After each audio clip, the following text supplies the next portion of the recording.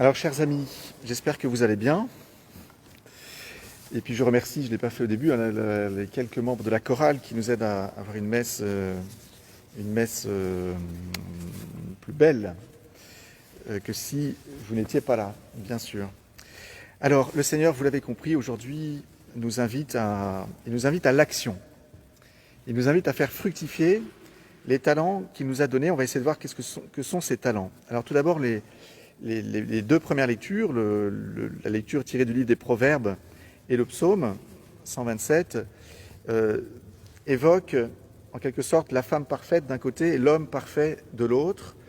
Et dans les deux cas, il y a les mêmes thématiques qui reviennent, à savoir le travail, l'importance de faire des choses. La femme parfaite est décrite comme digne de confiance, ses mains travaillent, elle a souci du pauvre, elle est généreuse, elle donne. Et valoriser aussi sa beauté intérieure. La beauté extérieure s'évanouit, nous dit le Seigneur dans ce livre des Proverbes. Et ce qui est digne de louange en cette femme, c'est sa crainte du Seigneur, son souci de plaire à Dieu. Du côté de l'homme, dans le psaume 127, c'est à peu près la même chose qui est dite. Heureux l'homme qui craint le Seigneur, c'est répété ensuite. Et puis, évoquer aussi le travail de ses mains. Tu te nourriras du travail de tes mains, etc., etc. Donc, ils sont valorisés dans ces deux premières lectures, dans ces deux textes, le livre des Proverbes et le psaume, l'homme et la femme en situation de se mettre au travail concrètement et avec le souci de plaire au Seigneur. La crainte biblique, qui n'est pas la peur, la crainte du Seigneur. Et puis, dans les deux autres lectures, la deuxième lecture de l'Épître aux Thessaloniciens, la première aux Thessaloniciens de saint Paul, et puis l'Évangile de saint Matthieu au chapitre 25, c'est aussi la thématique du travail, de l'action qui est mise en valeur, mais avec cette fois ce souci de la conscience du retour prochain du Seigneur. Saint Paul évoque la différence entre les chrétiens et les païens. Les païens vivent dans l'insouciance, comme si Dieu n'existait pas. Et nous connaissons certainement autour de nous des personnes comme ça, qui vivent dans une totale insouciance de cette possibilité de l'existence de Dieu, et que Dieu puisse leur demander des comptes sur leur mode de vie, sur les actions qu'ils posent dans leur vie. Donc, d'une part, ces païens, et puis les chrétiens de Thessalonique, auxquels Paul s'adresse en disant « Mais vous n'êtes pas dans les ténèbres, vous êtes dans la lumière. » Vous vivez dans cette belle vigilance du retour du Seigneur, qui peut être le retour à la fin de votre vie terrestre, là, quand vous allez mourir, et puis le retour glorieux du Christ, bien sûr. On est à la fin de l'année liturgique. Dimanche prochain, on célébrera la fête du Christ roi. On va entrer ensuite dans l'Avent, qui sera une nouvelle année liturgique. Eh bien, à cette période de l'année, l'Église nous oriente vers le retour du Christ. Le retour du Christ, qui peut être à la fin de notre vie, et qui peut être aussi, bien sûr, cette parousie, ce retour à la fin des temps du Seigneur que nous attendons. Ça, c'est saint Paul aux Thessaloniciens. Et puis, dans l'Évangile, Jésus nous parle aussi d'un aller et d'un retour. Il parle de cet homme qui représente Dieu, qui confie des talents à trois hommes, et puis qu'il part. Il nous est dit qu'après avoir fait ça, après avoir confié 5 talents, 2 talents, 1 talent, sachez qu'un talent, c'est à peu près 50 kilos de métal précieux, donc c'est quand même une belle somme d'argent. Après avoir confié donc ces talents, il s'en va. Là, cela représente la confiance que Dieu nous fait lorsqu'il nous donne la vie. Il nous donne des talents, on va essayer de voir ce que c'est. Il y a d'abord notre nature humaine. Nous sommes dotés de toutes sortes de qualités. Alors, le Seigneur, c'est sa joie de faire comme ça. Il donne des qualités différentes. Moi, par exemple, je suis prêtre avec le Père Rémy. On s'occupe de la paroisse tous les deux. Heureusement que le Père Rémy est là, parce qu'il me complète dans les tâches que nous avons à faire. Si j'étais tout seul, la paroisse ne fonctionnerait pas bien. Et peut-être qu'aussi, de temps en temps, j'espère au moins un petit peu, le Père Émile se dit la même chose à mon sujet. Donc le Seigneur distribue ses talents différemment. Et c'est sa joie. Ne soyons pas jaloux les uns des autres.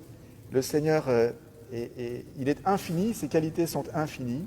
Et il aime répandre dans sa création toutes sortes de qualités différentes les uns pour les autres, que nous sommes appelés à faire fructifier. Si chacun pouvait s'occuper de ses talents et de les faire fructifier, ce serait merveilleux. Et donc ce Seigneur qui part, ça symbolise cela, le Seigneur qui nous a donné la vie, il nous a donné une liberté, une intelligence, une volonté, une affectivité, une imagination, un corps qui permet d'agir dans ce monde. Toutes ces facultés-là nous permettent d'agir dans le monde et le Seigneur nous fait confiance. Il nous dit voilà, qu'est-ce que tu vas faire avec tout ce que je t'ai donné ? Je t'ai donné toi-même. Tu dois gérer, la première personne que tu dois gérer, c'est toi. Avec tout ce que tu as, qu'est-ce que tu fais de toi-même ? Et essaie de le mettre au service des autres.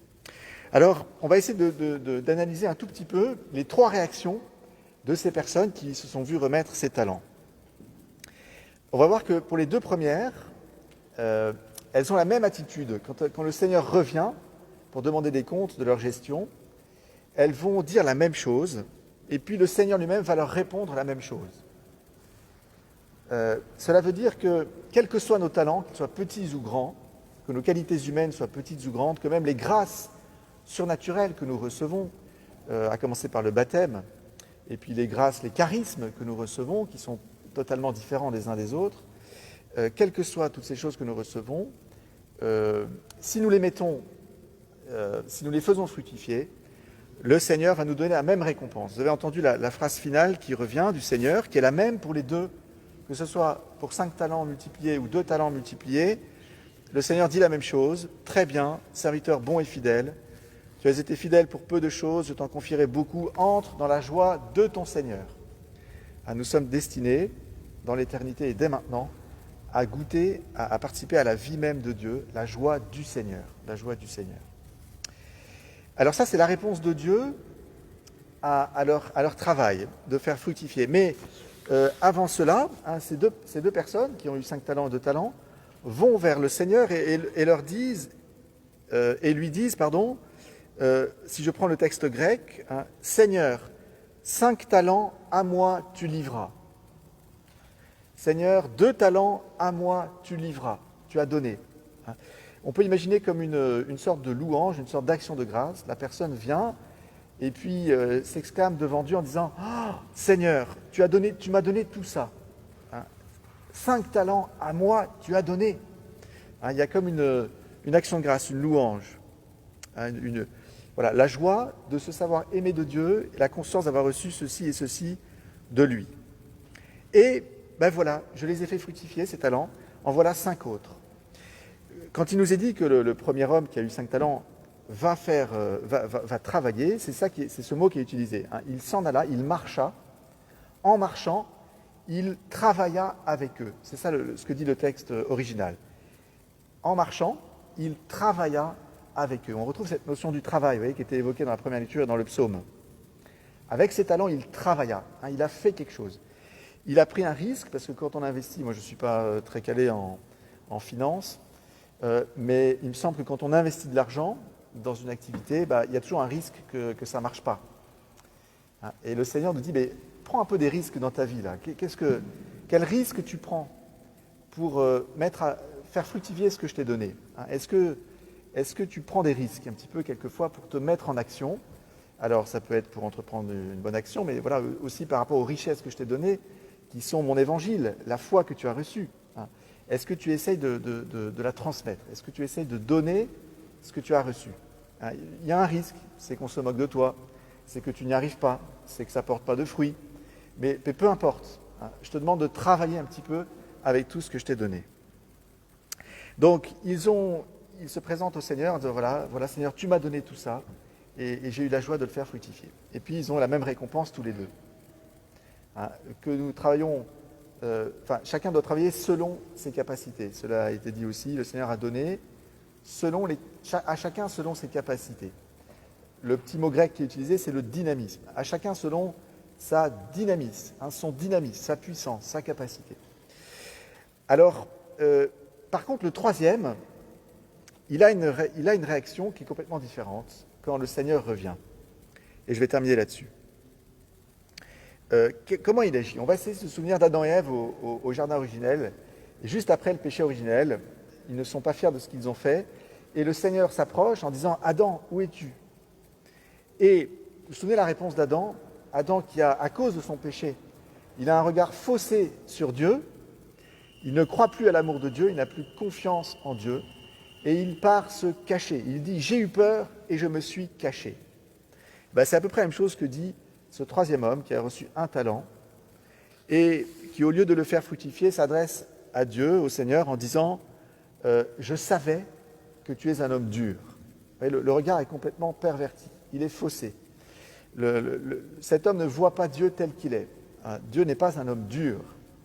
On se rappelle Jésus, c'est le même Jésus qui a dit cette parabole et qui a dit « Je suis doux et humble de cœur. Mettez-vous à mon école. Livrez votre vie dans cette douceur de la charité que je viens vous apporter. » Donc, je savais que tu es un homme dur. Non. Le Seigneur n'est pas un homme dur. Et donc, le Seigneur, en réponse, lui dit, tu avais cette vision de moi, au moins tu aurais pu quand même t'organiser pour faire fructifier cet argent. Je l'aurais retrouvé avec des intérêts. Et le Seigneur se met en colère, un peu comme Adam et Ève ont été chassés du paradis, cet homme-là se retrouve même privé de ce qu'il a. Alors il y a une phrase un petit peu mystérieuse. À celui qui a, on donnera encore et il sera dans l'abondance. Celui qui n'a rien se verra enlever même ce qu'il a. Cet homme qui avait un seul talent, ça lui est même enlevé et il est jeté dans les ténèbres extérieures.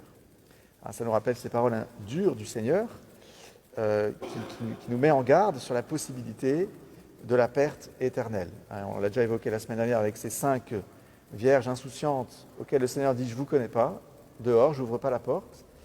Et puis on le verra dimanche prochain avec cette parabole, encore en Matthieu 25, sur le jugement dernier. Mais on verra ça dimanche prochain. Et donc il y a comme un risque d'être dépouillé même de tout ce que nous avons, de notre nature même, on pourrait dire. Les personnes, vous savez, qui après leur mort sont coupées de Dieu, elles ne vont même plus pouvoir bénéficier elles ne vont même plus pouvoir vivre paisiblement dans leur nature humaine. Donc même ce qu'elles avaient au niveau de la grâce, elles l'ont perdu. Elles n'ont pas fait fructifier la grâce que le Seigneur leur donnait, mais elles vont même perdre la joie de vivre tout simplement d'un point de vue simplement naturel. Et donc elles vont tout perdre. Alors nous ne voulons pas être comme ça, et le Seigneur nous rassure en disant vous, si j'écoute saint Paul, vous n'êtes pas comme ça, vous êtes dans la lumière. Alors saint Paul nous dit ne restez pas endormis comme les autres, vous êtes confinés, d'accord ? Ce n'est pas un prétexte pour rester sur vos canapés, comme dirait le pape François, ou rester allongé, ou passer des journées à regarder Netflix. Bougez-vous, travaillez. Il y a plein de gens qui vont souffrir à cause de ce confinement, à cause de ce virus, de cette pandémie. Il y en a qui perdent leur travail, il y en a qui sont désespérés par toutes sortes de situations matérielles très compliquées pour différentes raisons. Et donc, comment allons-nous être inventifs, nous les catholiques, avec tous ces trésors de notre nature humaine et de la grâce de Dieu semés en nos cœurs? Comment allons-nous être inventifs pour répondre aux besoins de nos frères qui sont autour de nous? Voilà un peu le défi que le Seigneur nous lance peut-être dans cette période plus compliquée pour beaucoup de monde. Comment faire? Que vas-tu faire? Comment vas-tu travailler, chercher à faire fructifier ces talents que je t'ai donnés pour le bien des autres? Voilà, Seigneur, donne-nous cette grâce de louange, de te remercier, peut-être de lister ces talents que tu nous as donnés, d'en prendre conscience, de nous les dire peut-être en famille les uns aux autres. Voilà, j'apprécie chez toi telle ou telle qualité, tel talent. Je reconnais tel talent que le Seigneur a mis chez toi, qu'il n'a pas mis chez moi, mais c'est pas grave, tant mieux. Et puis d'essayer de faire fructifier tout ça. Demandons cette grâce au Seigneur, d'être dans cette louange face aux dons qu'il nous fait et dans la recherche sincère de mettre tout ça à profit pour les autres, pour l'Église, pour le monde. Amen.